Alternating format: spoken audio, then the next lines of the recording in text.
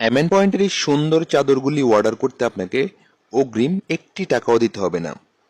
Delivery বয়কে দাঁড় করিয়ে প্রোডাক্টটি খুলে দেখে তারপরে পেমেন্ট করবেন।